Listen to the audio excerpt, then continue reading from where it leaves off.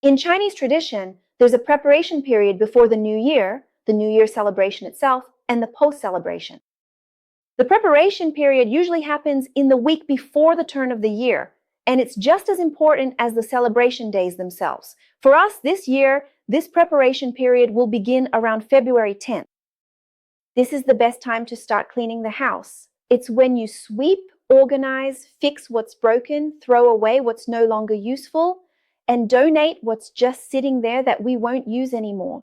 It's also during this time that people usually organize documents, resolve any pending issues, tie up loose ends, and prepare the environment to welcome this new cycle.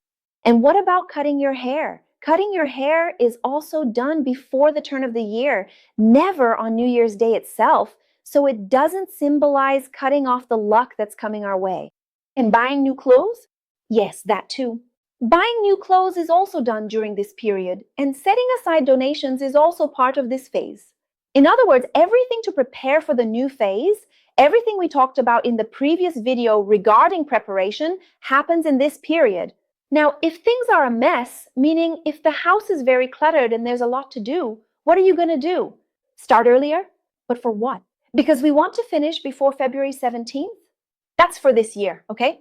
Because as we already explained in the first video, each new year starts on a different day, ranging between January 21st and February 20th. And on February 16th, on New Year's Eve, right, what do we do? On February 16th, which is the eve, everything must already be ready. The house must be organized, clean, and prepared. Everything that had to be swept was swept beforehand.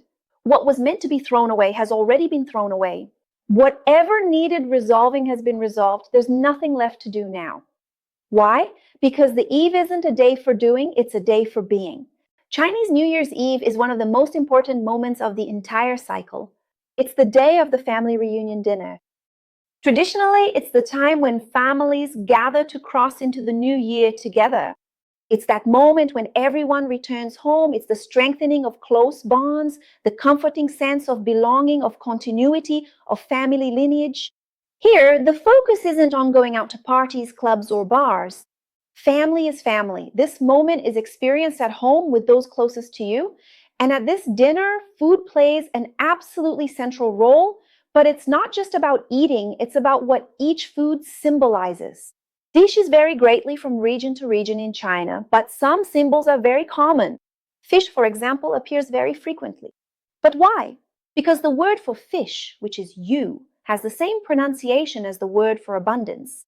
Therefore, fish symbolizes abundance and prosperity, and traditionally it's served whole, and often it's not consumed until the end.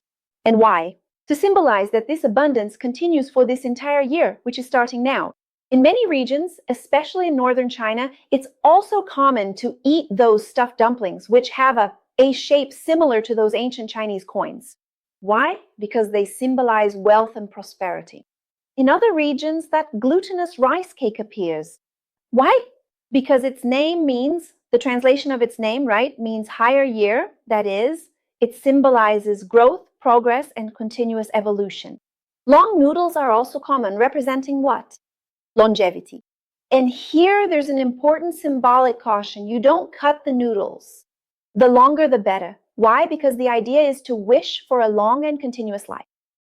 Meats like chicken or duck also appear frequently, usually served whole, symbolizing family unity. In addition, the colors of the food also matter. Normally, golden tones, warm tones, and bright tones are used. That is, everything that refers to prosperity, vitality, and the celebration of life.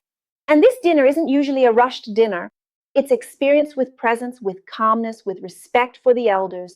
And it's common in many families, right? For the elders to sit down first or for them to start eating first. Why? Because it reinforces the importance of family hierarchy and ancestry. In some homes, before the meal, there may also be a silent moment or a symbolic moment of honoring ancestors, which can be through incense, it can be through a simple offering, or even a conscious moment of gratitude for your lineage. And yes, there are also toasts, but not in the Western sense of an exaggerated party. Toasts are usually simple, and often they're made with tea or some other traditional drink, and are accompanied by wishes for health, prosperity, harmony, and longevity. And it's worth noting here that words matter a lot. Wishing for good things at this moment isn't a trivial thing. It's planting the seeds of the new cycle. It's like what is said here is harvested here. So this New Year's Eve dinner is above all a ritual of union, a rite of passage, the moment when the old year says goodbye, but the new one hasn't quite arrived yet. So it's a space between cycles.